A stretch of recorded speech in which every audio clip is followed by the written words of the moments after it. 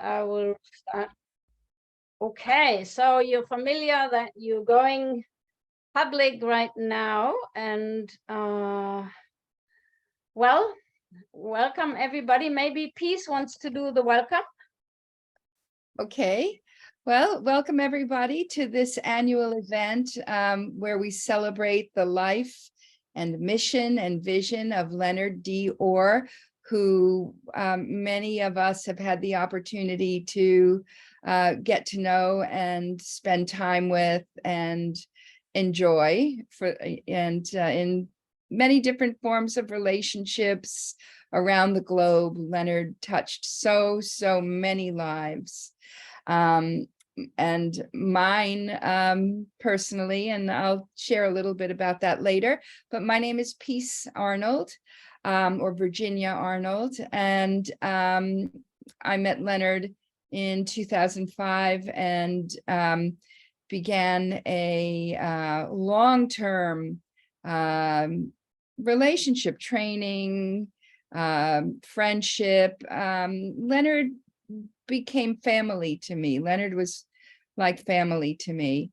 And my initial contact with him after an initial week-long training, I would drive down from New York City for 1 week out of every month for a full year to live in the Dooney out in the pasture with the horses and do spiritual purification and accompany him to the training center when he was teaching. And after that, I moved down there and was full-time for 3 years training with him, and then several more years taking care of Rebirth International and freeing him up to travel and continue to community build worldwide. And that relationship was ongoing for the rest of his life, and it's ongoing still in many ways. So thank you for listening. And who else would like to introduce themselves next? Maybe Heike would do that, and then we'll go around the room. Well, we have especially also Luba here, but my name is Heike. I had the privilege to work closely with Leonard Orr for 28 years, and he stayed at my house. He called my house his German home, and whenever I came to the US, he said, "Welcome to your American home." And so we had a very close friendship, and I also considered myself to be his disciple. He only had 2, and so I can share a little bit later about that too. And this is our 4th call for today, so I'm already on the computer most of the day, and I feel very privileged that we had in the morning, we had people from India and people that were very close to Leonard there. And then we had the German meeting with the people that brought rebirthing to Germany, Sarito Gunther Griebel, and then Konrad Halbig, who they did trainings, and some other people. And then we had our French meeting, Spanish meeting, and tonight at 8 o'clock we have the French meeting at 8 p.m. And I especially upfront talked with Luba, and I'm going to introduce her because she can go next. She's a rebirther with 30 years of experience, and was Leonard's friend and assistant also when Leonard went to Russia. And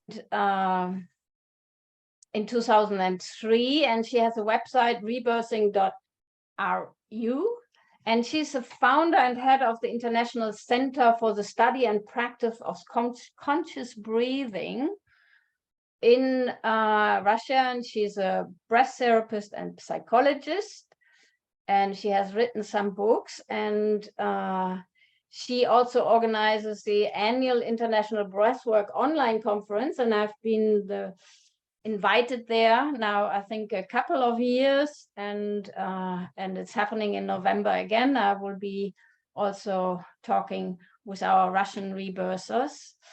and she is an expert on the local and central TV channels, and she has done over 30 trainings and teachers programs, and wrote a book, Inhale and Exhale. So welcome, Luba. I'm very happy that you're here. I have Thank you. been Thank you. part of your beautiful work in Russia, and I let you share now a little bit. Thank you so much, dear breathing friends. I'm happy to be here with you, and thank you for inviting me to be today with you. And they are really touching words by piece that Leonard touched so many lives, because I was thinking of my experience in rebirthing, and I realized that there was a chain of people who were touched by that method and by this person. As for now, my life so dramatically changed. I started being a lawyer in corporative world, working with the intellectual property. And after a while, I turned out to be a breath worker, professional breath worker. And for about 20 years, this is the only way I earn my money. So I believe I could call myself a professional breath worker, and rebirthing is a huge part of what I'm doing.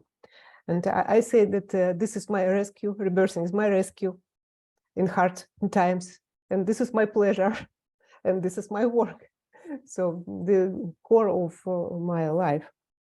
And being back to the story, my first meeting of rebirthing was very dramatic, because the person who introduced me was not a qualified rebirther. I was advised to breathe out as strong as possible for 1 hour. And you can imagine how tough this experience was. And actually, it's not a rebirthing. Unfortunately, I met a very unique person who brought originally the real rebirthing to Russia. It was Sergei Всехсвятский, or Sergei Gorsky for the abroad, one of the co-founders of IBF, International Breathwork Foundation. He was amazed with the beauty and power of this method. Actually, he went to the States with his friend, and they met all the key teachers of breathwork of those days, which were Stan Grof for holotropic breathing, Jim Leonard for vibration, which was integrative rebirthing initially, and Leonard Orr for rebirthing itself. And the friend was attached to holotropic breathing and started developing it in Russia. But Sergei was attached to rebirthing and started introducing and promoting this method. And he was such a great educator. He organized breathwork conferences in Russia from 1990 to 2000, inviting foreign speakers. Leonard didn't want initially to come. And actually, there was no society, maybe no ground for him to come in those days. And in 2000, for some reasons, Sergei stopped organizing conferences, stepped away from breathwork at all. But at the very last conference, I met another person, passionate breathworker, Dan Brulé. And I started working with him, helping him to travel in Russia, and did a professional course with him. Rebirthing again was a key of this practice. I got a certificate where it is said rebirthing, spiritual breathing, and breath therapy. Also, there was a part of breath therapy, because Dan Brulé is a medical doctor, actually. And it is good for, in my understanding, it's good to understand psychology, physiology, for the processes, what is happening to the breathers. And in 2006, I stopped working in the office, quit, and since then I do only breathwork practice. And since I got free time, I devoted it to learning, to checking if rebirthing is really the best practice in the world, because there are many schools and many other practices. And I started very extensive research, which has lasted for 10 years, and developed systematic approach to the world's treasury of breathwork practices. I developed many interesting things, like, you know, for chemistry, periodic system for chemistry by Mendeleev, the basement for the chemistry, or musical notes. When you know the notes, you understand any music piece. So I developed breathing notes, 7 notes of breath. and I can see how to compare breathing methods. So now, after all these years and efforts and work, I can prove that reversing really is the highest method which exists now on the planet. Because first of all, the schools provide small and medium breathing practices. And also there is a group of large breathing practices, like reversing, holotropic breathing, vibration, and so on. But among what breathing practices? So-called large. If we compare the time you need for the practice and the depth of the practice, just to make it easy, small, medium, and large. Ah, okay. So, I mean, there are other practices who provide huge, impressive result, but among these practices, again, reversing is at the top. And I can call some signs of that. First of all, reversing works at all the levels, including physical body, emotions, mental state and thoughts, and spiritual part of human being, which is missed in many modern people. And this is important to remind people and bring this back as a whole human being. Next, reversing opens the key to the self-mastery. This is different from other methods where you definitely need the trainer next to you. You get served by the trainer, but you actually don't go anywhere.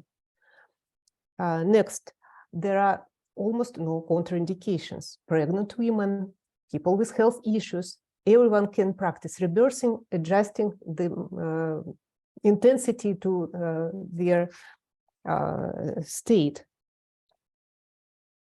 And this is the practice of awareness.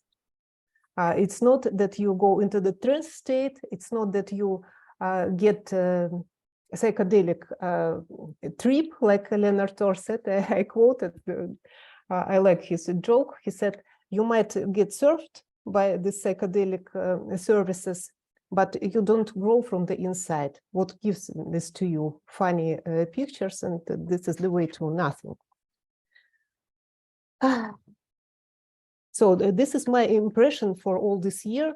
So that so I started with reversing, then I explored the whole treasury available at modern days, and then I was back, because it's really the best what we can practice for ourselves and what we can share with other people. And so you're training now, you have an ongoing training with people or different trainings? Yes, I work both with the clients and I teach the professionals. Actually, I wanted to, did we have a plan? Or should I? No, just continue in your plan. Then I wanted to talk how I met Leonard D. Yeah, great.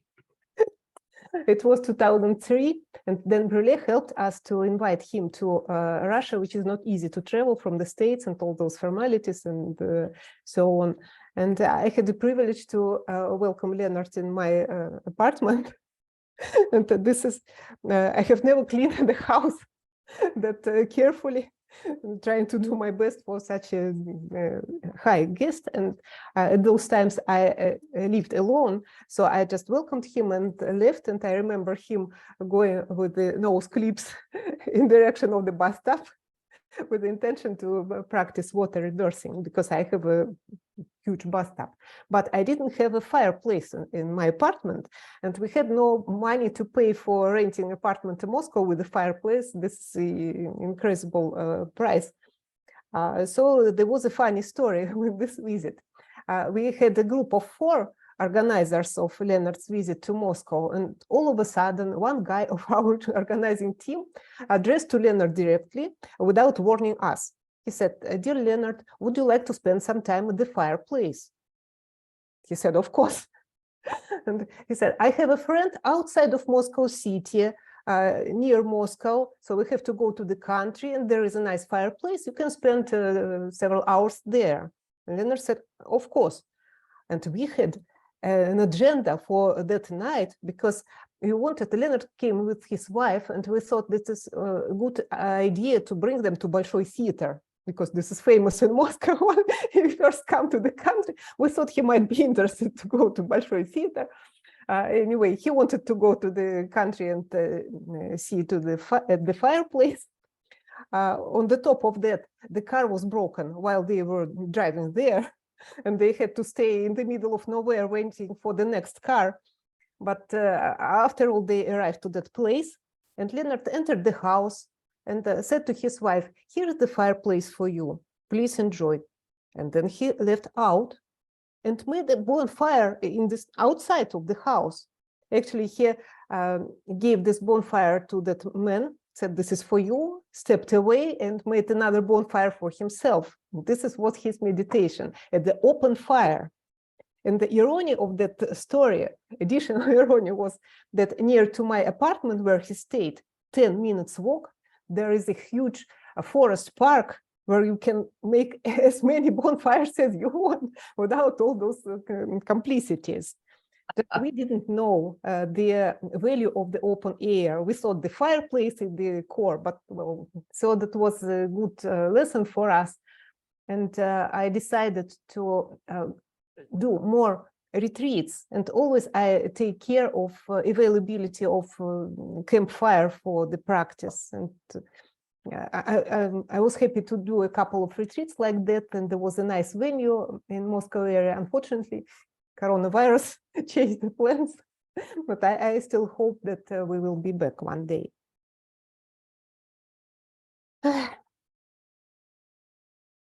Well, Leonard was always good for surprises. You never knew what was going to happen next.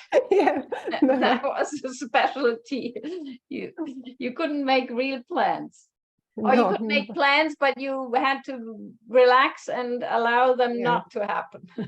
One of the surprises was that during his retreat in Moscow, he said, "Today we have a fasting day," because we didn't expect and no one told us, and some people were shocked, and one of the organizers was shocked because she didn't feel safe or I don't know, comfortable with that.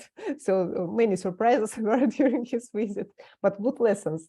For me, it was another lesson when he asked if he could make a juice from vegetables. In those days, I have never tried any juices from vegetables. So he was the first who introduced me to this part of culture. Actually, he was a vegetarian. And for many people, that was a good lesson too. And Isabel, his wife at the time, she was a raw foodist. So she was very inspired by lots of veggies and raw food. And she was a good chef for that. Yeah, that's true.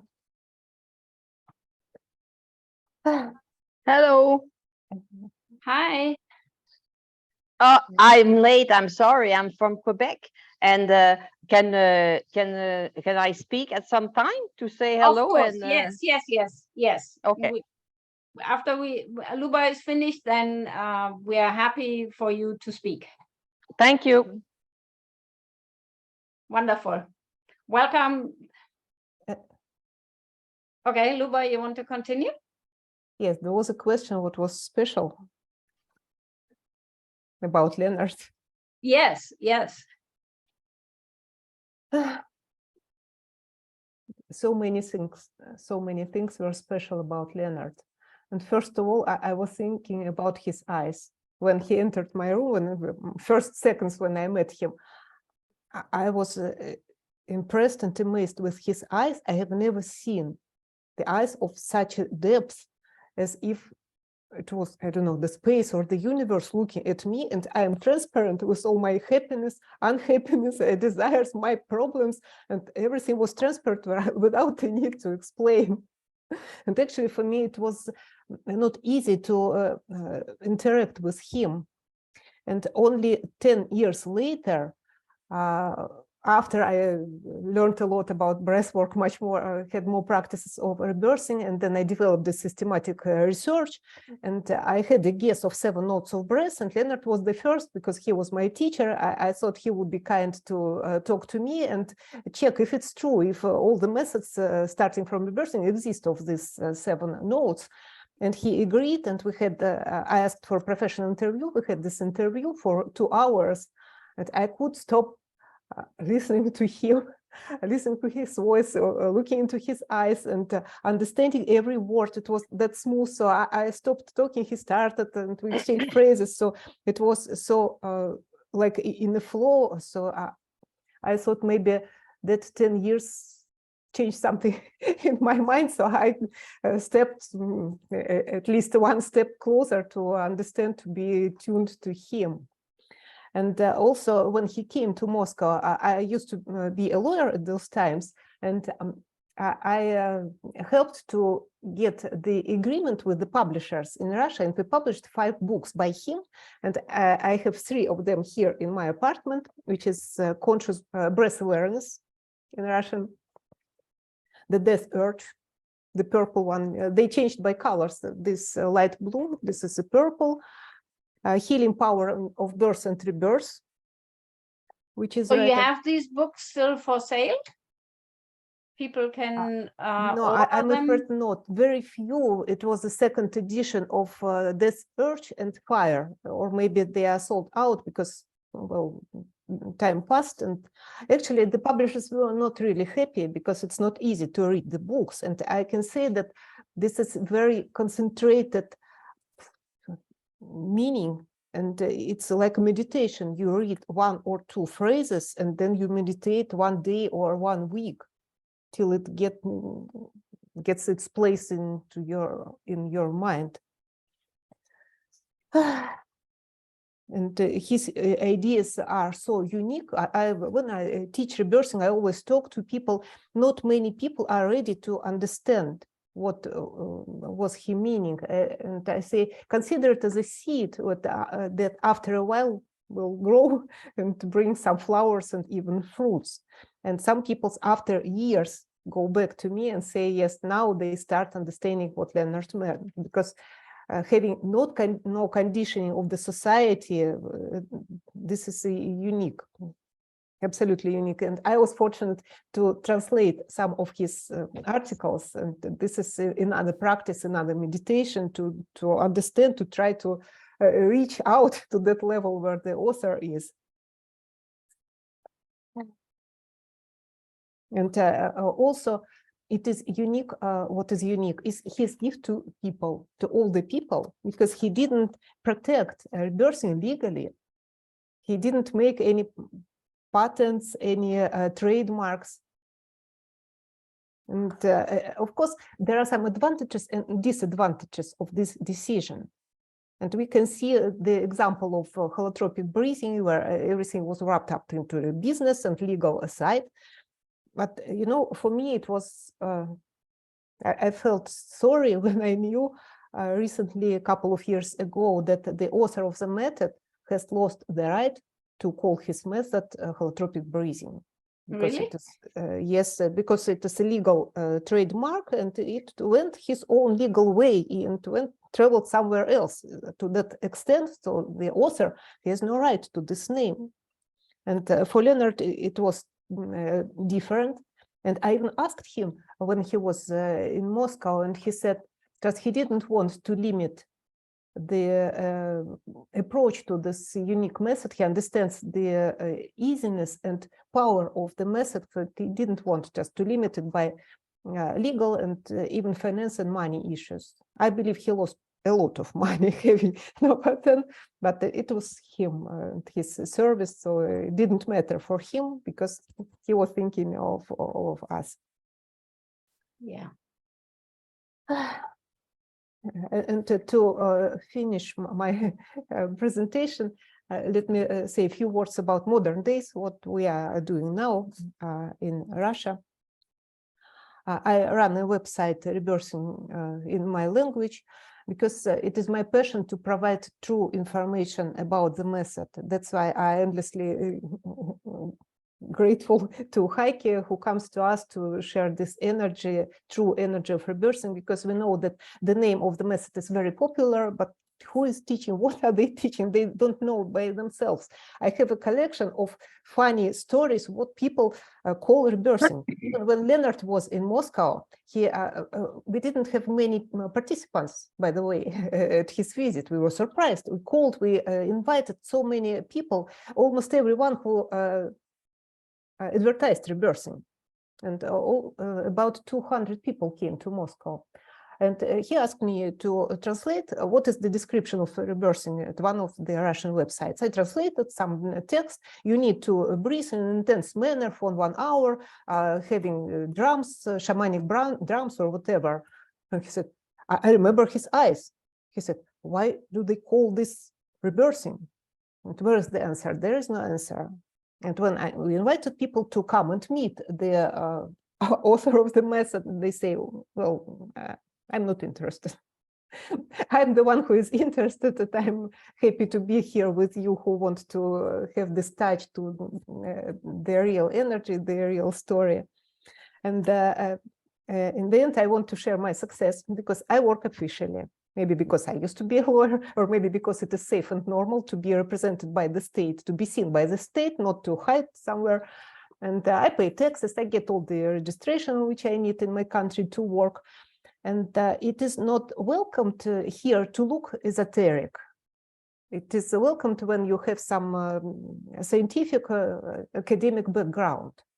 And I did quite a huge work to develop a program which might be introduced as an educational program to teach the practitioners. And so I succeeded. This year will be the first year I entered into an agreement with the Institute of Additional Professional Education.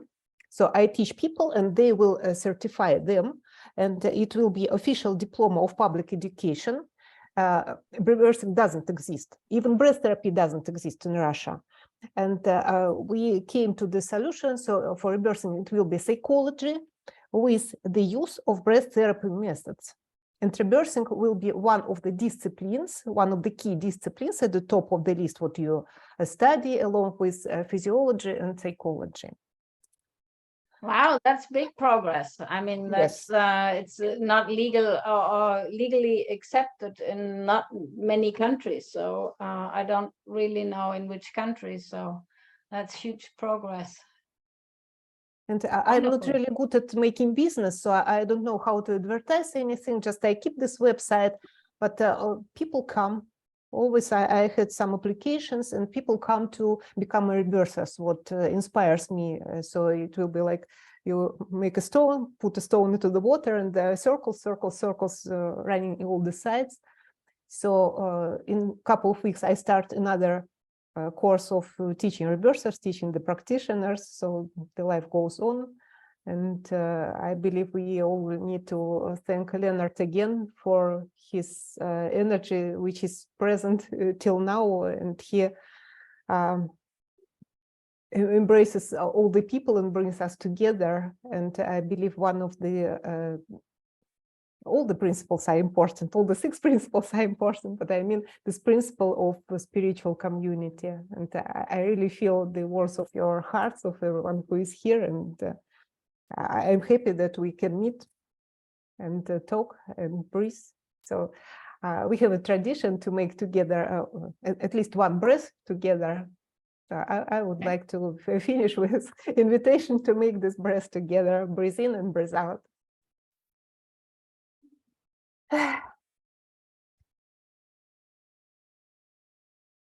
Thank you, Luba.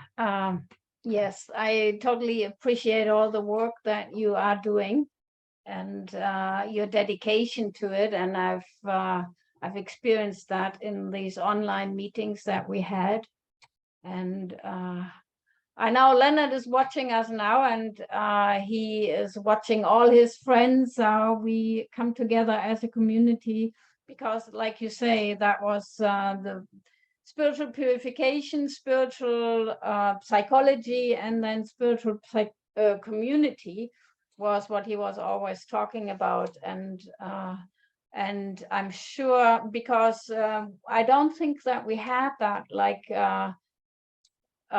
when he was still alive. I think the community is growing together a lot more. So his passing is bonding us in some ways, and it's yeah, he's participating still in it and watching us and growing more as an international community. So thank you to you in Russia Thank you. And well, we have a request from Canada. Please, Yes, may I, would you like to, Magu, is that right? Marcoux, Marcous, Marcoux. Magu, Yes, okay, you're from and my Canada. first name is Helena. Yes, and I will be forever grateful to Leonard Orr and all the rebirthing family because I met him in the 80s when at the very, very beginning. And for me, it was a turning point in my life because I couldn't fit anywhere in society. And suddenly I had a family. And what we did in Quebec is my friends and I, for many years, we had oh, I don't see you anymore. I see somebody else writing. Well, maybe we can. Okay, I'm back to you. Yeah. So hello, the other one. Yeah, so I organized groups, first in Montreal, and then in Montreal in Quebec, and then Montreal, Quebec, and Chicoutimi. And I don't remember how many, maybe 10, 15 rebirthers, whoever from the state who wanted to come to Quebec. They would come 5 days in Montreal, 5 days in Quebec, and then we added Chicoutimi, another 5 days. And this is how I did my training, by assisting first and by translating. And one day I was ready to be a rebirther, and I was so I started my own school. And the rebirthing community was very active. I don't know, for 20 years in Quebec. And then we went to do something else, bringing our rebirthing experience. But as a group, yeah, that's it. It's nobody wanted to be on top of and doing coordination or whatever. We were not available anymore. But then I moved to Vancouver 10 years ago, and then there was no rebirther there. So I started to do rebirthing there for 5 years. And then I did training people, just like I did. Oh, I forgot to say that in Quebec, I trained some rebirthers and I did the 1-year seminars twice. And all this to say that now I'm not in touch with you all anymore. My name was on. I'm part of the Rebirthing Breathwork International, but when I was in Vancouver, I had my name for Vancouver, and then when I came back to Quebec, I wrote to you twice or 3 times to change my address. And it didn't work. I never got. It was at the time that he passed away or something, so there was nobody. It depends whom you wrote to. If you wrote to his last wife, then you might not get an answer. That's it. That's where I wrote. Right. So no, but our mostly Peace is doing a lot of the social media. And our website has, we are just working on the membership, all that. So the passing of Leonard was, well, his physical health did decline some years before, but well, we still had the belief that he would be able to make it through. So for us, it also took time to process the change, and I personally, I would say I was totally unprepared for that, because he was confident that this was just a passing time, and he would get through. So it changed a lot in my perspective, and yeah.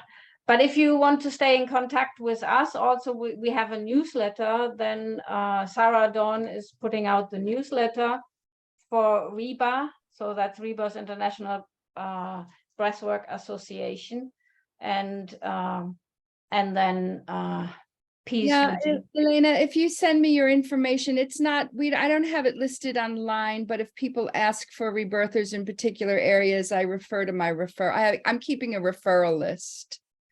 So you can reach me at peacearnold1008 Peace Arnold 1008, yes. gmail.com. Gmail.com.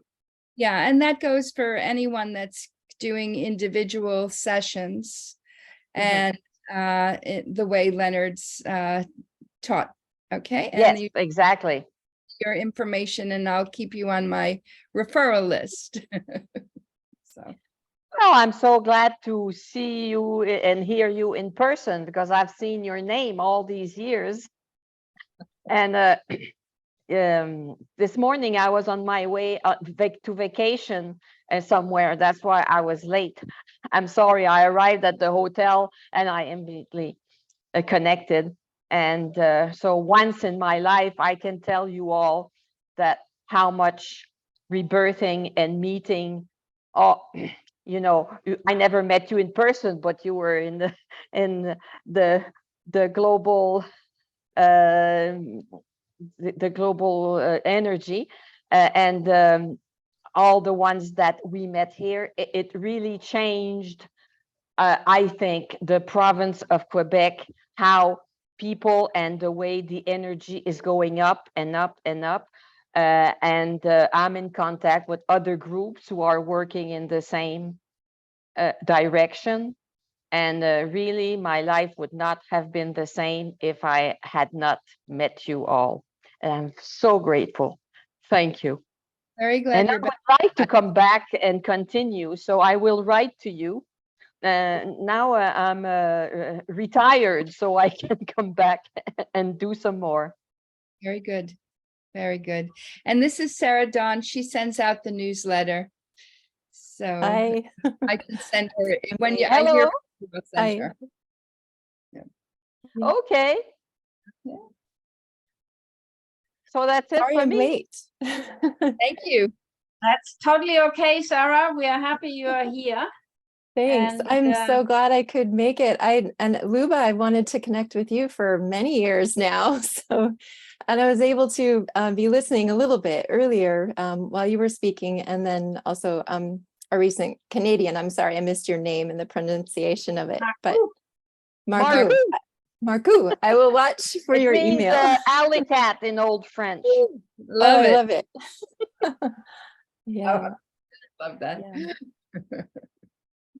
Yeah, I couldn't miss today, and I was really glad that Luba was sharing about, that Leonard didn't trademark or patent anything. And I was thinking, why do we do Leonard Orr Day every year, year after year? And, why are we promoting this? And what's bringing us all together? And it is clearly our love for Leonard. Like, we knew him personally, and that just changed our lives in so many ways. But it's also the impact that he's had on the world. I mean, it's just so phenomenal. So, if there are any new people watching or listening that aren't familiar with Leonard and kind of like, what's the big deal?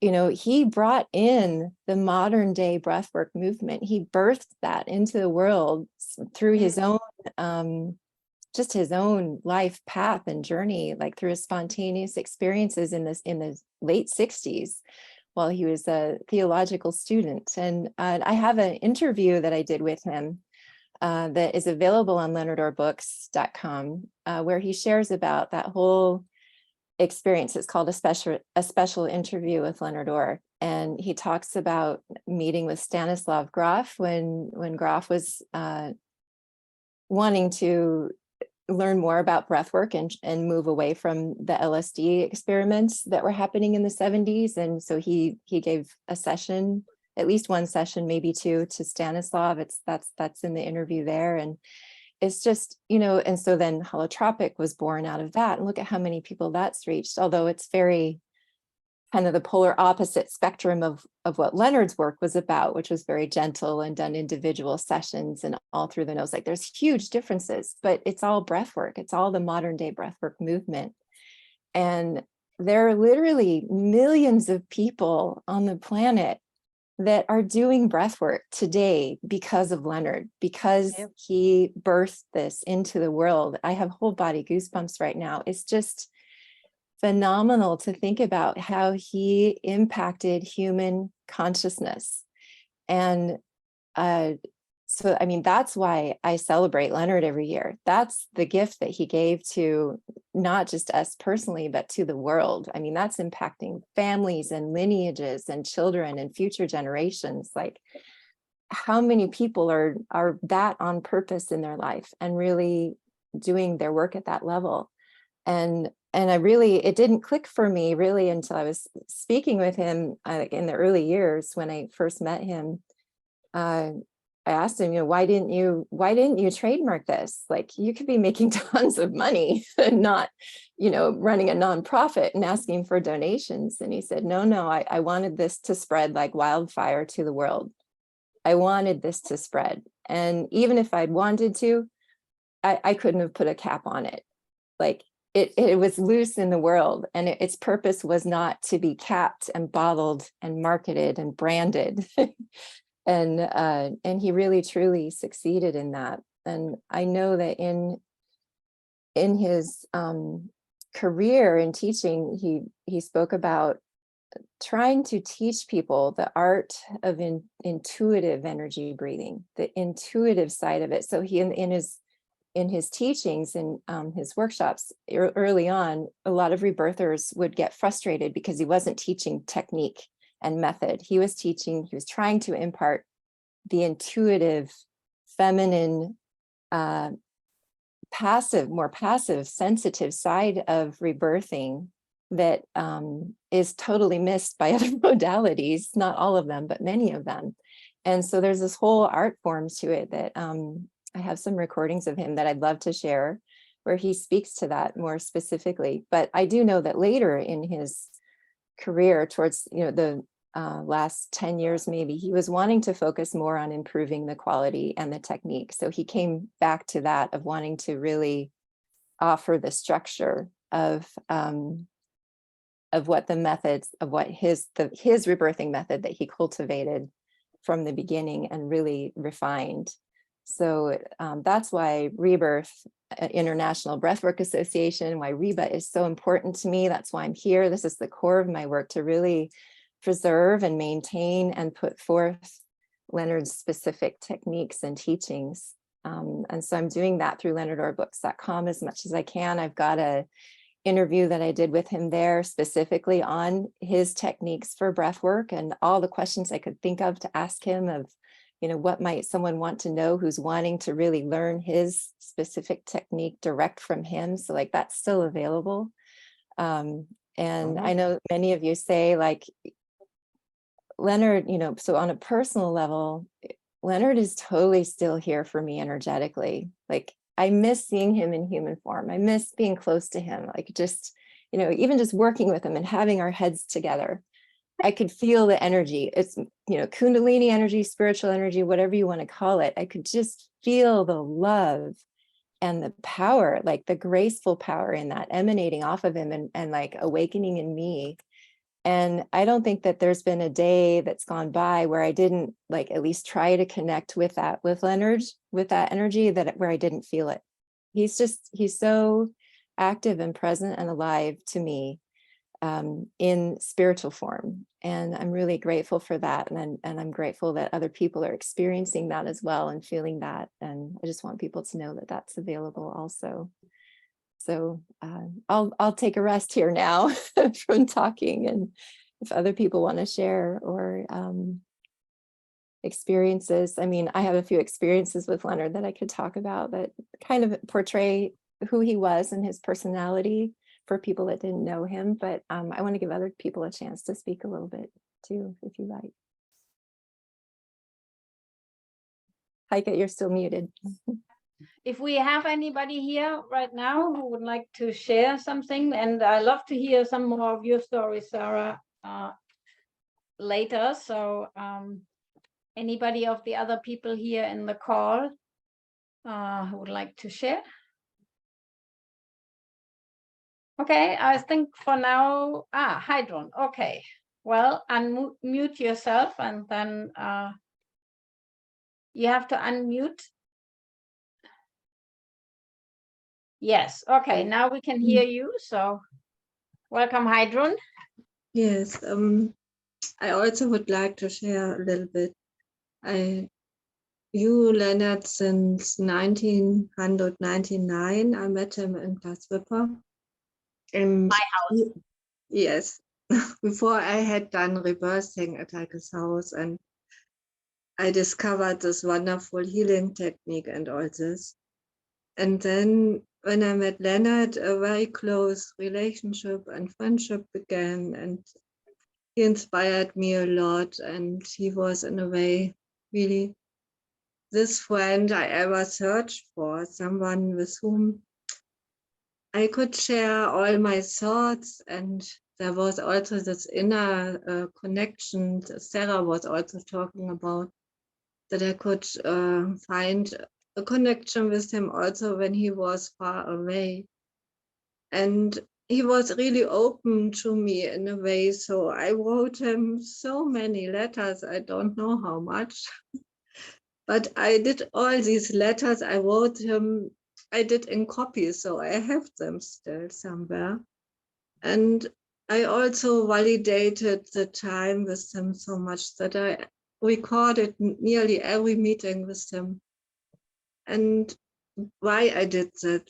Because he was so amazing in a way. He was not only that he was giving this rebirthing, this is really wonderful technique, but his personality was so inspiring. It was so much loving and so much inspiring and caring, and he raised me up and to a being I always wanted to be. So he was in a way also my teacher, I can say. But this one goal I always was searching for, to become really in a way a lover like him, that I could share this love also.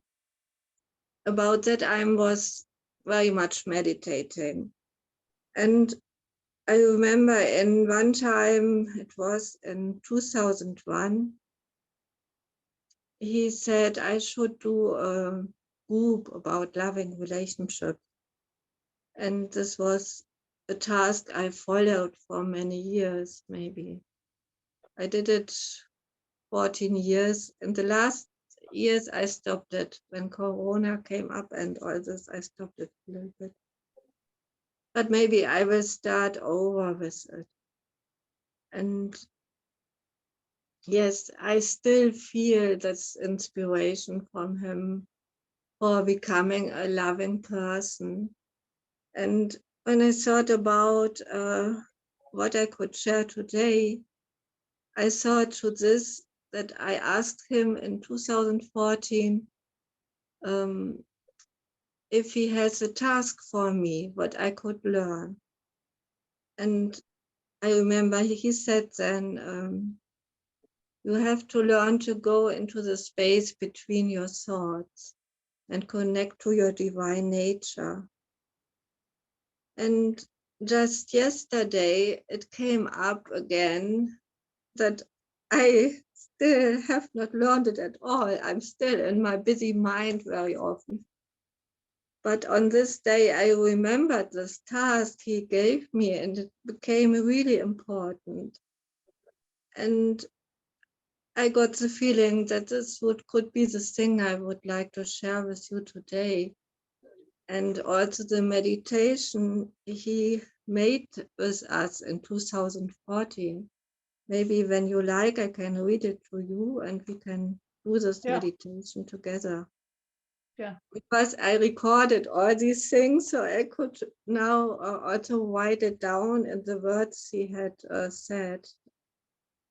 So I can do it now. We could do the silent connected breath, meaning 4 short breaths, 1 long one, and just go into our inner space, and you can read the meditation to us.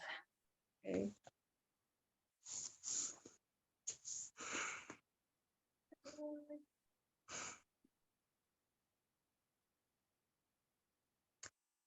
meditation about the space between the thoughts. Look inside what you are thinking about. Notice the thinker. The biggest part of us is in the space between our thoughts. In this little space is the infinite eternal spirit. It is bigger than everything and smaller than everything.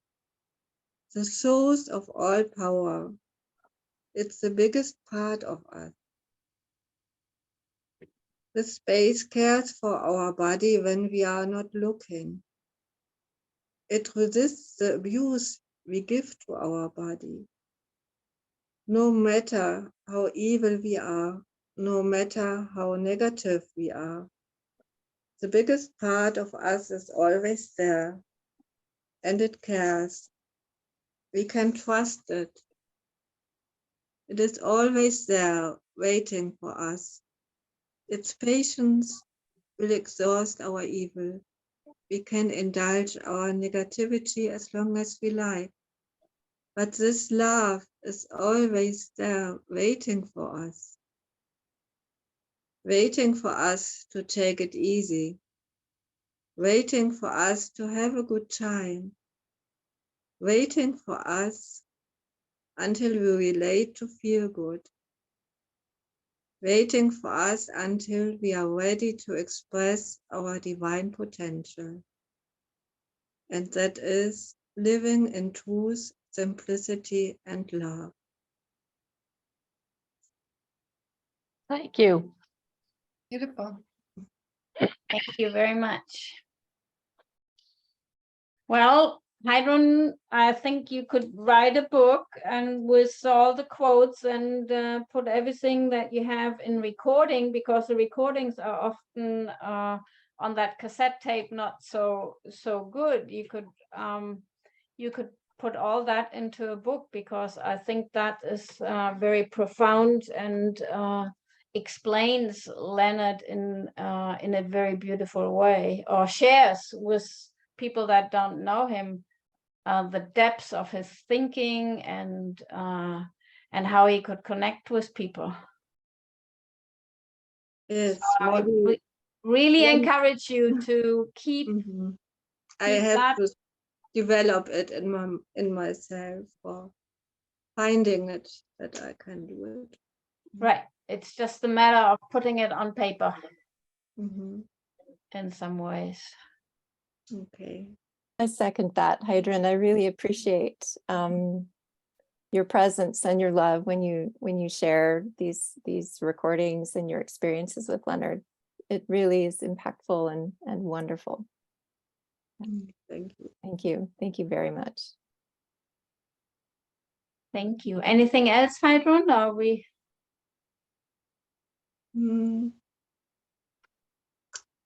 I don't know. I mean, I miss him, but he is there in a way. So, and I validate the remembering, and I'm still trying to learn all this what he gave to us. Yes.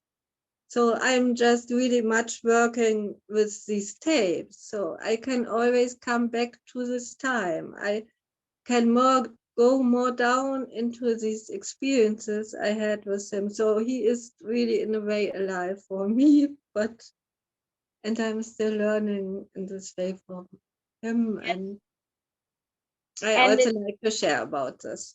Right, it will be an inspiration, and so and touching other people's lives like he touched it, and you have a really unique collection of his thoughts and his voice on these cassettes.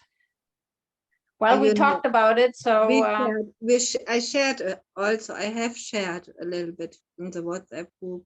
Maybe I'm developing another form to share more. Right.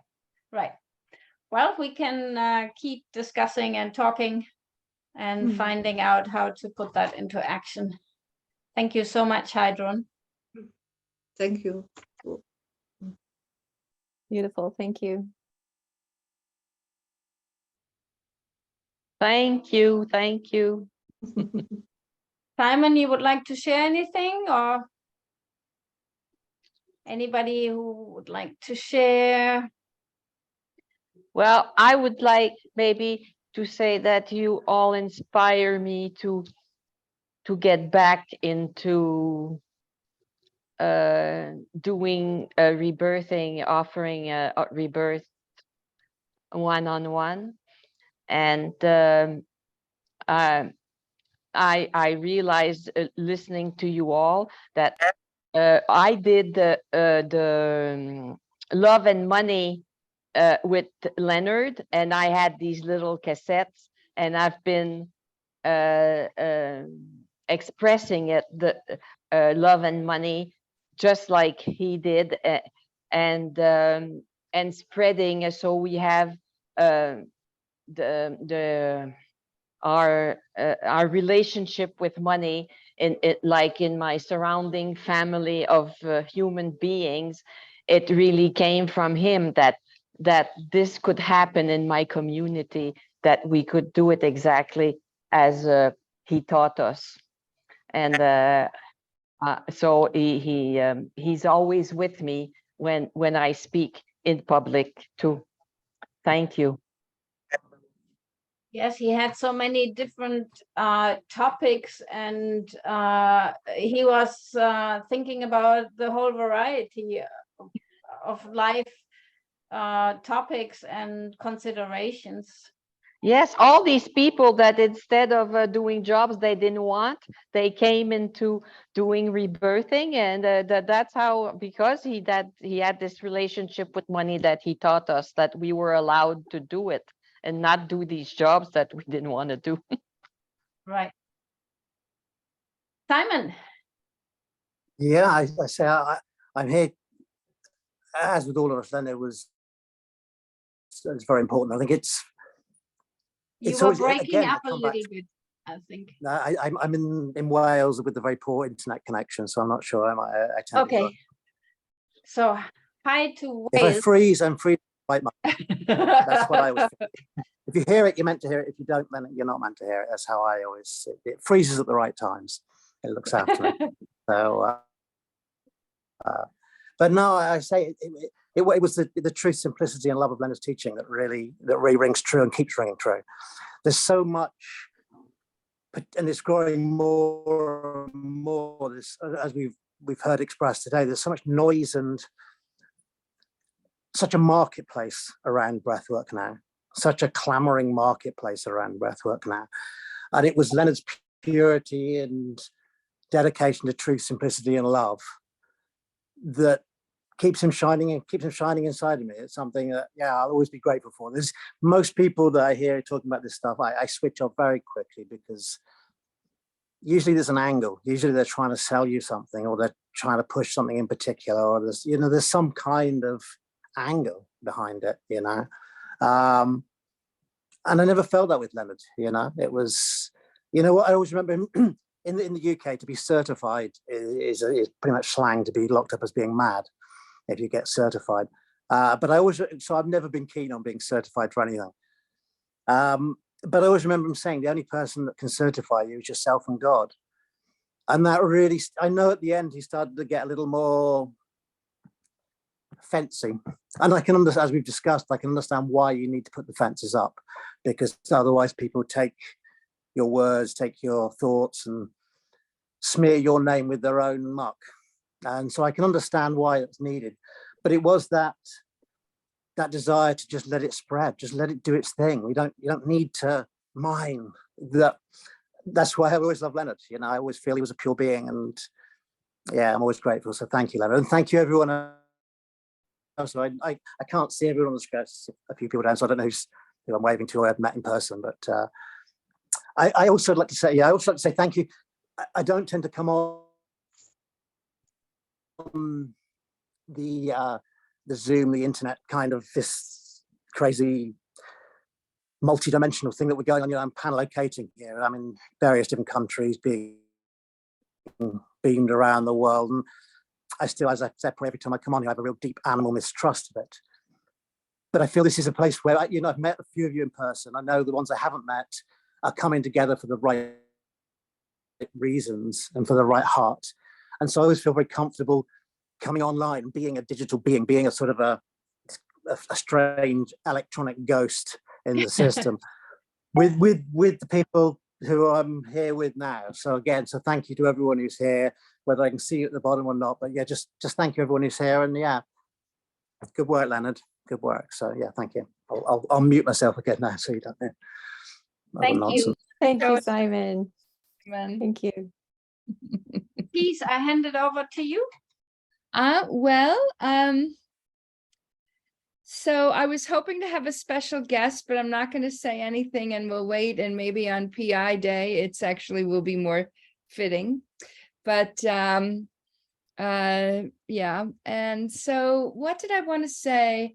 Well, it was lovely to hear Elena kind of also repeat in her having that same experience, that this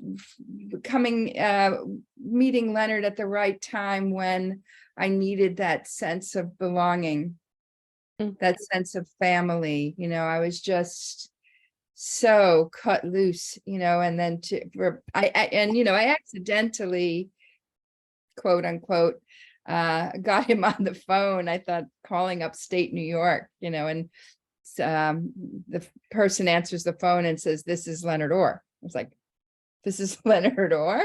I absolutely had no intention of calling him. But anyway, I was down in Virginia like 2 weeks later.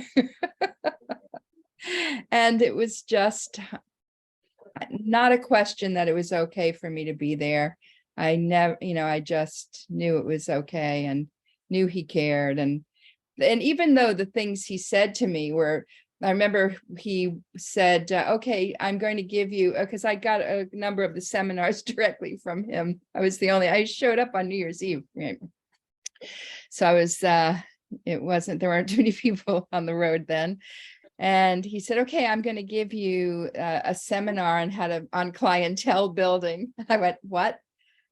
I don't need a seminar on clientele building. I'm working in a hospital in pain management. I'm seeing 10 to 14 people a day. The last thing I need is clients, And he said, just get the paper, get your notes and sit down. And I was like, oh, okay. I'm like practically in tears because just thinking about work. And then he basically said, you've got to leave this job. This is really not good for you. You've got to stop this job. And at that point, he might as well have sprung a second head, Stop working?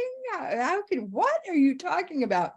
So, and he said, okay, well, how about this? And that's how he proposed the 1 week a month. And by the end of that month, the doctor I was working for said, you've got to stop that, or you can't keep working here and leaving for a week every month. And so I said, that was outraged because I really needed that week every month for my health, and to be told I couldn't have it and stay working, I left. So that's how I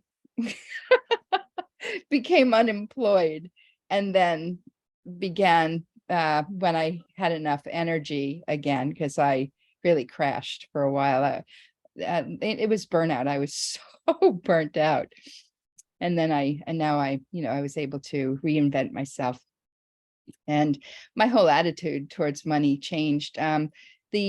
Before I went down, I know I say this probably every time I come on one of these, but on that phone call, before I went down that first time and reading Leonard's materials on physical immortality, I called him and said, Leonard, I don't want to come down and be like, bring a negative vibe into your space, because I just want to let you know that I'm not sure how I feel about this whole physical immortality thing. It was the least, it just didn't really, it was all out of left field. That had never even occurred to me. And he said, well, that's all right. It just gives you your best chance at, freeing up your thoughts, and don't worry about it. Just think about it. Just contemplate it. That's all I ask, is you just give it some thought. And I said, okay. So I hung up the phone, and of course, right away I did that. And as I'm, thinking about this and contemplating, meditating on physical immortality, this voice just came up from inside of me that said, I can't afford to live that long. I can't afford to live that long. I had been totally indoctrinated into this idea that our life, instead of our life currency, our life was dependent on USD or some other kind of paper currency or digits in a bank account or something. And that's when I realized, wow, we're really off the mark, in our thinking. If we think that we can't live without money, we can't live without life energy. That's what we can't live without, so our life current. So the true currency is the current of life energy flowing through our bodies that we pull in on every breath. And knowing from the Chinese medicine, which is part of my background, a lot of people think the exhale is simply releasing metabolic waste. And while the exhale does indeed release metabolic waste, when we pull energy in on the inhale, life energy into our lungs, the exhale distributes that chi throughout our system. And as part of that distribution, metabolic waste leaves. So that's metabolic waste release is simply one function of the exhale. There's so much more that happens on that snapped free released exhale. So that's pretty much all I want to say today. Wonderful. Thank you. That's Pete. really wonderful. Thank you, Peace. Yeah. Well, I can share a little bit how I met Leonard. So I had heard about rebirthing. I was living in Australia at the time, and my friends were doing group sessions, and the rebirther was flying in, but I had to miss it because I had to leave the country. And then on my way back to Australia, I passed through the US, and there I came to Campbell Hot Springs, to Leonard's Center. And I had my first session, and it was making love with God. It was like unbelievable energy flooding my body, and I was so high of that experience. And in that first session, I thought, wow, that's my path. This is what I have to do. And Leonard wasn't living in Campbell Hot Springs in California at the time. He came from Chico that weekend. And I always later teased him because he said, stay another 2 weeks. And 20 years later, I said, well, I'm still here. So, yes, and his personality was just so fascinating. He was not speaking randomly, gossiping or talking about non-important stuff. Then he would just be quiet. He would just, but when he said something, he would just put out a key sentence, and you had to think about that. I'm having all these elaborate plans what to do, and he would say one sentence, and that would hit the place and transform all the thinking. And so he had that real deep connection and wisdom. And so it was just fascinating in trainings to, whenever he would say something to people, and what many people today during the whole day have shared, it just transformed their lives, as well as the breathing sessions, but also his presence was just like so unique. I don't think I've met anybody else who would put out that energy. And many of us who said that was the eyes, was that Maku? Or Luba, I think you said that about looking into his eyes. I mean, there was this depth. And I think I also, he had a personal relationship with anybody that was open to it. And such a deep relationship, for many of us, it was like a unique relationship, but he had hundreds of them. because he had that unique ability to connect with people on that intimate personal level, and really look into our soul, and be a friend on the deepest level. So no matter how upset I sometimes got about some of his decisions and his uniqueness, but I decided, as long as I don't have that love that Heidrun was talking about, or that depth and that connection, I will always keep him as my teacher. So I stayed true to that as long as he was available. Yeah, so yeah, thank you, Leonard, and I'm so happy that we can do this and continue the work, because the rebirthing breath work in 2 hours, the depths and the relationship that we can form with the person that is with us, and how deep they can look into their life and really understand their life's purpose very often as well. I don't know anything else, and so and it doesn't have to be changed, you know, it's just lying down, breathing connected, being guided by a person who knows what they're doing, and letting the breath teach the person and flood the body and heal the body. So it was that simplicity that yeah, made it also unique and special.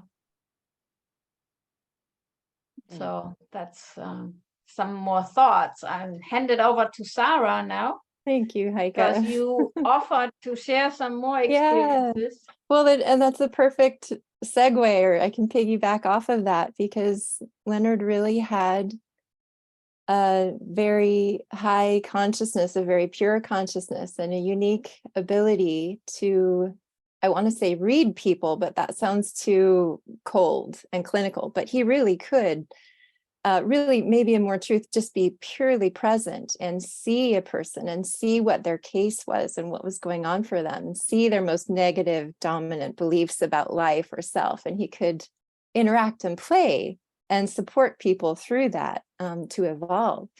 And I'm actually writing a book right now about my early experiences with Leonard. I would encourage anyone who knew Leonard personally, write a book about your experiences, or just share about them, you know, in any format that's comfortable to you, because it's very precious and very unique, as we know.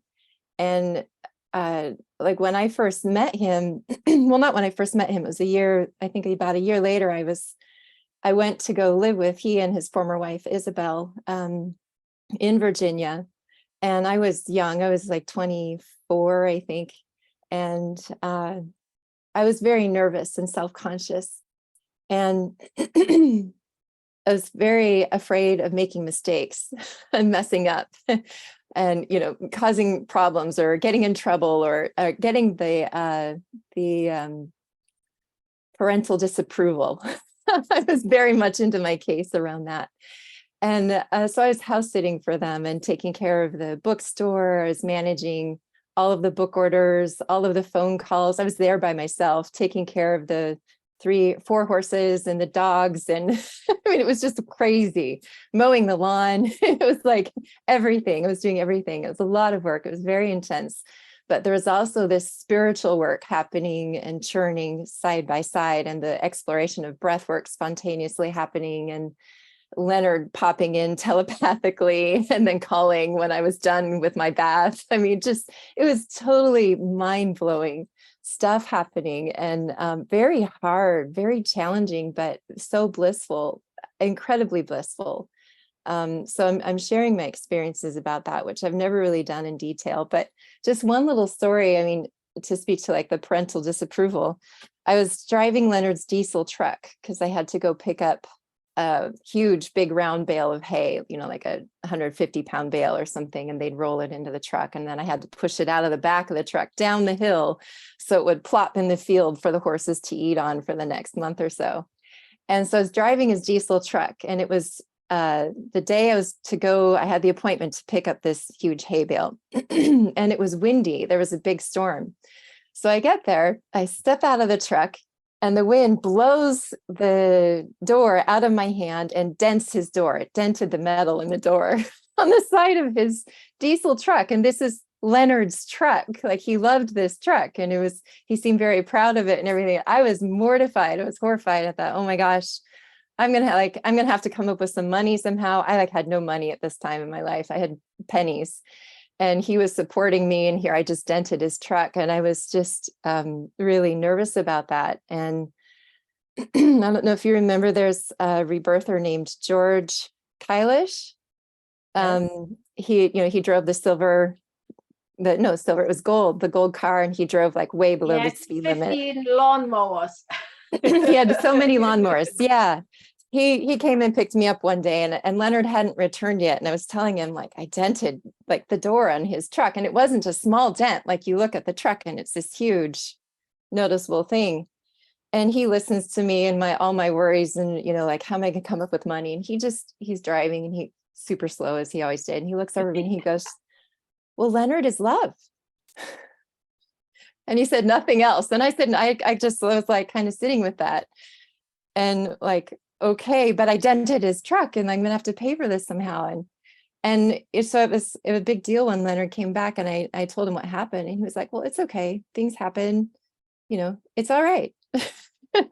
No, like nothing else was said. And I mean, I was also doing other things like bouncing their checkbook multiple times. I was in self-sabotage mode, hardcore, like all kinds of things, little mini catastrophes that I was creating.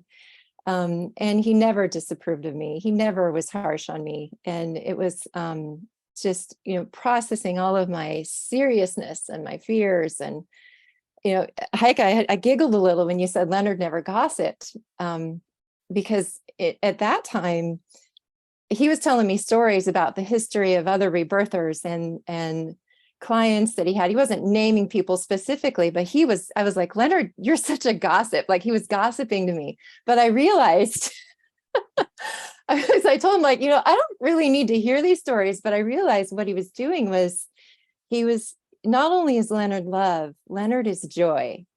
And I was, at that time in my life, I was so serious, and I couldn't play, and I couldn't really connect with that joy in my life.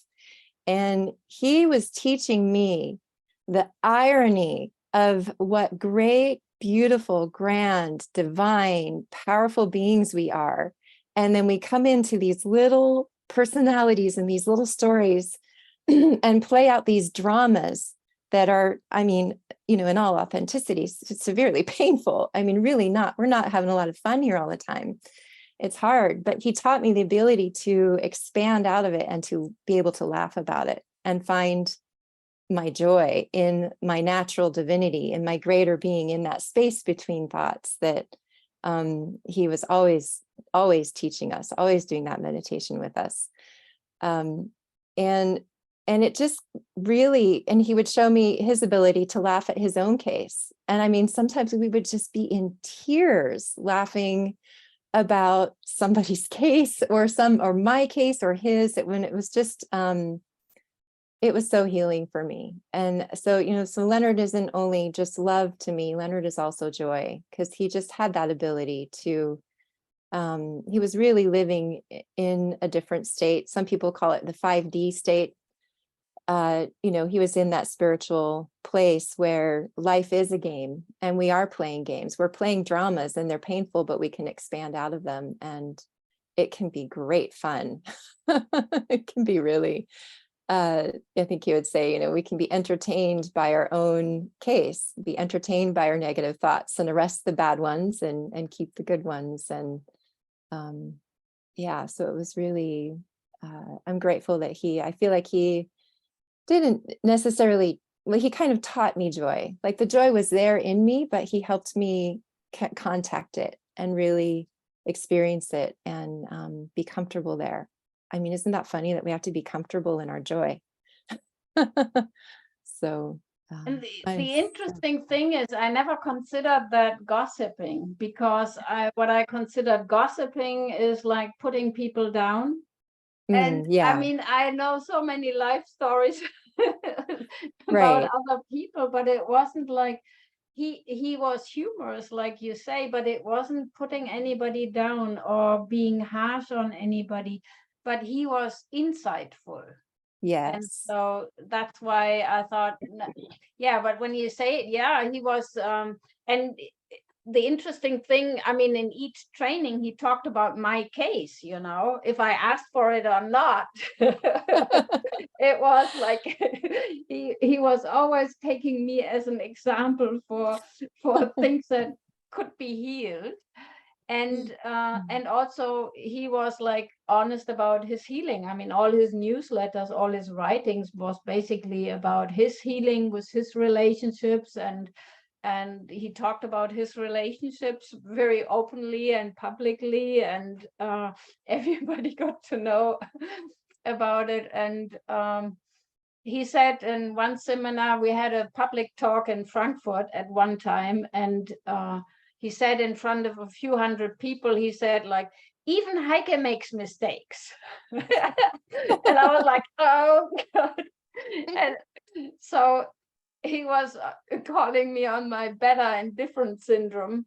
And but he had my permission. He had my permission to just put it out there, because his thought was, speak the truth faster, and the faster we can heal. So if we don't take ourselves so serious, then we can let go of these things too. I have one funny story I want to share. One time I came back to the US. I was in Europe for some time. I come back, Leonard is somewhere traveling, and I'm entering the basement. I was living in the basement. At some point, it was a very poor place. So I remember that basement. and I'm closing the door behind me, and there is a snake in the wall. And I'm like, I mean, I've traveled 20 hours or something, and I'm shaken up, and I'm just reaching there, and I close the door, and in front of me, that snake. And so I was able to reach the phone. I had the phone downstairs. So I'm calling Leonard, and I'm like, I'm nearly losing it because that big snake. There were always snake skins around. So when they're shedding their skin, and so in front of that snake, I'm on the phone with Leonard. And you know what he said? He said, don't hurt it. Don't hurt the snake. And I'm like, oh my God, what about me? And he said, well, and the snake at some point just disappeared. But he would do things like that. I thought I get some pity or some support. And he just said, don't hurt it. So he was compassionate with the snake. Yeah, the snake did disappear, and I didn't hurt it, and it didn't hurt me. So we had a peaceful coexistence. One of the funniest experiences, I had so many experiences on those weeks down in Virginia. I could go on and on, right? I probably should write them down, Sarah. But one of these, and it's interesting, I guess I was nervous about doing things right and all of this. But so one day Leonard says to me, I would like you to paint the horse corral fencing green. So I was like, oh, okay, and I get down and I'm painting the horse.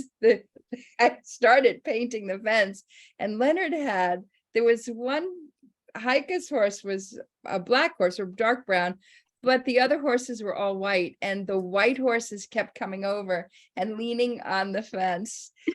Talk about worried about doing it right. There was more paint on the horses than on the fence. Painting the horses green. Right. So I was like, what do I do? Finally, there was nothing I could do.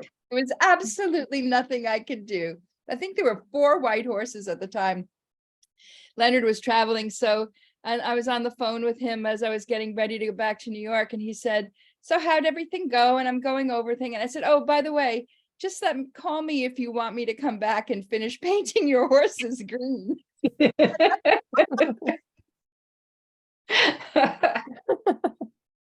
What could I do? What could I say? There was totally out of control. But the horses were a wonderful part of my experience at working with Leonard. It was Heike's horse.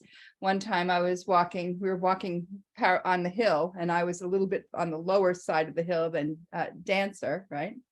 And we're walking along, and this was not an accident. Your horse, Heike, went boom and knocked me down the hill, the little brat. It didn't hurt, but it was just this little boom, mischievous little boom down the hill. He used to do that. That was his. Leonard said his character and mine were a bit similar. So I had always a good mirror in my horse when he was out of control. And Artex would have been the one to dip the pigtails in the inkwells. He was always taking things out of my pocket, undoing fences. But I loved him very much, Artex. Yes. Yeah, Leonard loved studying the horses because he said they have a very high kundalini, and especially his horse Spunky was totally connected. And so Leonard really had a connection on a spiritual level with the horses. So grounding. They were so grounding. That's wonderful. I grew up loving horses and riding and experiencing that. And they have their electromagnetic heart field is something like 10 times greater than ours. And we will resonate our electromagnetic field will resonate with theirs. So horses have an incredible healing capacity for us, and they do that work for us. And some of them are masterful at it. I have to hop off the call today.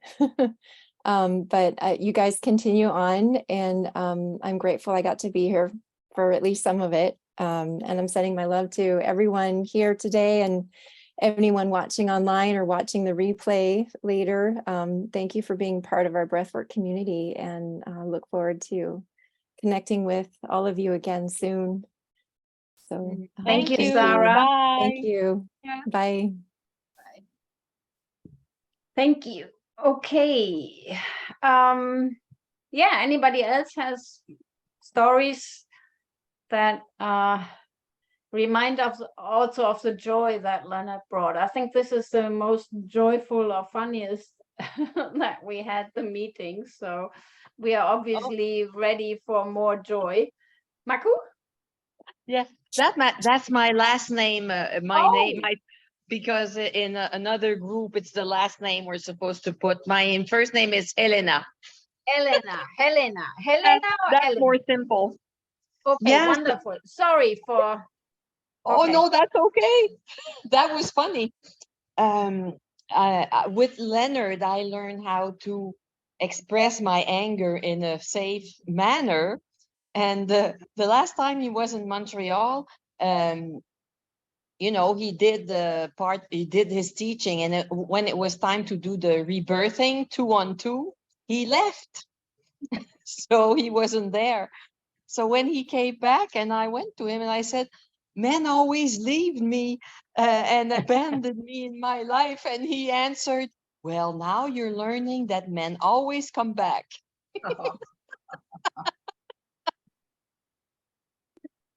Yes. So that's how I started to express my anger in an open heart way, and it was great. And another thing is that my friends from this time, when in the 80s, because I spoke of spiritual immortality all the time, because I did all the exercises that Leonard taught me. So my friends called me 1008 in French, 1008. That was my nickname. So, Beautiful. Wow. Wow, what a great meeting. Yeah, funny stories. Yes, you know, hearing Peace talk before about her too, that she was lost a bit when she met him, and me too. But now, today, I came to this hotel because I feel lost again in my life. And I'm sitting here and I feel his presence calling me back to rebirthing. I have tears in my eyes. There are never any coincidences. Because Right. other times before I tried to connect or something, it didn't work because it was not the right time. Hmm. Welcome back.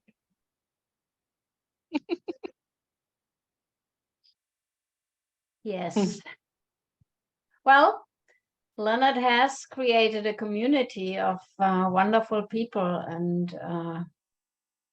and we are doing our best with Reba to keep connecting everybody and sharing that. And hopefully with now that we're on the other side of the pandemic, or are you able to travel still? Well, I am now, well, I'm going to India in 2 weeks, and I will have a training with Creative School, who is a school that do rebirthing breathwork for the teachers as well as the students. And so we had a few this morning. So if you watch the recording of this morning meeting, they are sharing about their experiences at the school. And yeah, well, I hope to come to the US next year, unless they are already predicting the next pandemic. But I haven't been paying attention, so I have no idea whether you'll be well, traveling. it was already, I think, planned a few years ago that the next thing will probably come, but we see. But I am planning to also come to the US, and wherever I have an invitation, and probably go to India, and I have trainings at my house. So if possible, I will travel a bit more now. But I have my mom who turns 90 this year, and other people to take care of. So I also have to stay here a little bit in my home, and I love being here. Yes. I have a lot of little things that Leonard left. Each time when he was here, he got lots of presents, and when he couldn't take them. So I have lots of presents that I have in my house, lots of remembrance of his presence. Where do you live? Near Cologne, in the country, near Cologne in Germany. Okay. It's my grandparents' house, and Leonard said he cleaned the energy of the house. So it's quite a good energy here, and he loved staying here, doing fire outside all the time. So maybe Mhm. there'll be opportunities for you to touch base in person, Elena, I hope. Yes. Yes. Very much. Well, The we might have pandemic got me lost because I didn't have any place to stay. So that's a long story, but I found myself. That's all fine, but now it's connecting with the purpose in my life. I just turned 70, and it's the purpose from today on, and that's it. That's Leonard, it. It's here. Leonard would say he called everybody young. So you're still very young. Yes. In the reality of immortality, and Yes. you're just at the beginning of your life. Yeah. Oh, okay. I agree. Wonderful. Yes. So Well, thank what is- you, thank you, thank you. I do have another, it's 20 to 8, if I'm correct here in my German time. And I think if there's no more sharings right now, we could finish this meeting. We will have another day for Leonard Orr and physical immortality in November. November 15th was his birthday. As a triple Scorpio and unique as he was, so we will have another day, and it's a physical immortality day, because the idea of physical immortality means that we are fully alive in present moment, and how that impacted us, not being over concerned with that. Oh, wow, Jan made it. Oh my God, I was just going to finish the meeting, but I guess we will listen to you too. But just completing, so on the 15th of November, we will also have the calls again and in different languages. And so for anybody who loves to share their stories about physical immortality, that will be the day also for meeting in this community. And Jan from Illuminati Congo, you would like to share something with us. Hey, I wasn't even considering it. I apologize for making it in a little late. I just was able to tune in, but it was great to hear Marco. How No, her name is Helena. Helena. It's great to just hear your revitalization and your feeling fired up for the community and breath work and the spiritual purification. I love the name. They called you 108 or 1008. I like that. Leonard, I miss Leonard so much. Like I can feel I still feel grief from him not being here in body right now, and I think about him all the time, and I miss him a lot. And these times when we come together like this is really important for me. So I'm glad I got the tail end of it. Leonard came through one of the last times we were kicking it, me and Leonard. He came to the studio with his son and recorded a little track where his son Raja played the piano, and Leonard spoke about physical immortality, and it was like an introduction to a song. But it was so fun to just go to the studio with him, and he was like a kid ready to play with everything in there, and just bringing his son along to get to just see some of what he's up to. It was really fun. I appreciate that I was able to connect with both of them during that time. Yeah, I've had so many good times with Leonard. He always made me feel special because he would come stay at my little raggedy home. And it's not the best home. It's a little dilapidated, but he would come here and he would make use of the fire and of my bath, and just show me that is good enough. Yeah.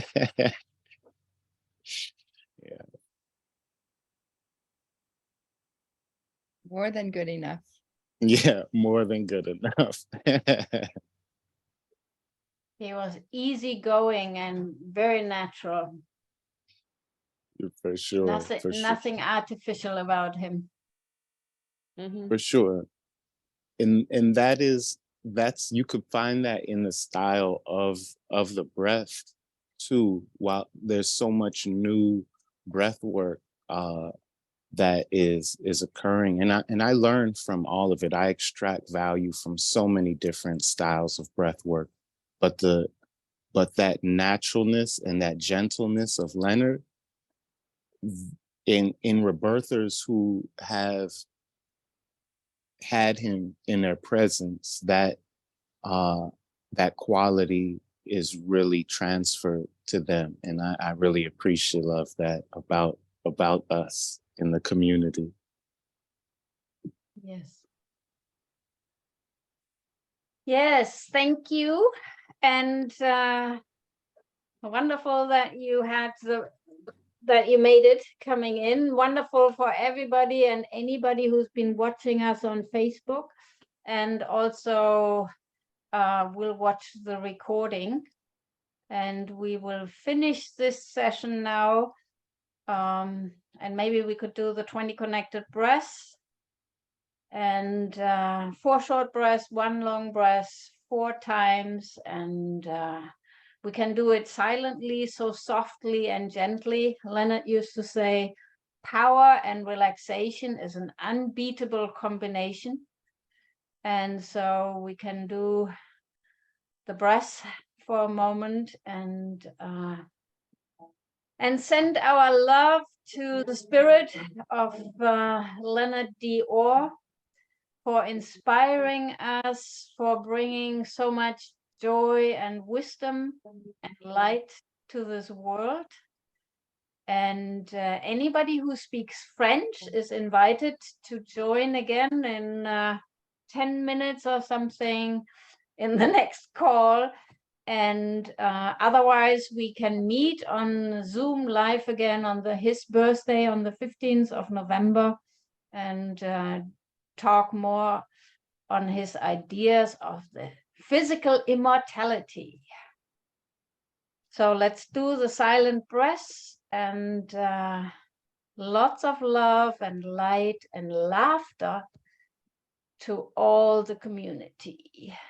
Om Namah Shivaya. Bole Baba Ki Jai. Jai Jagarambe Mata Ki Jai. Sri Acharya Makan Singh Raja Ki Jai. 20 connected breaths.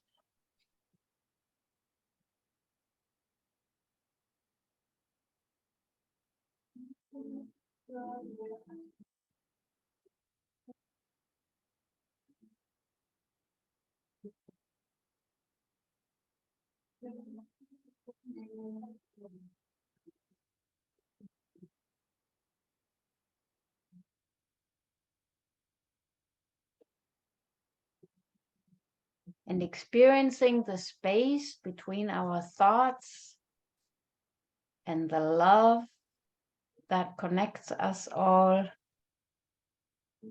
And thank you to everybody, and thank you to Leonard Orr. And I will finish the meeting now.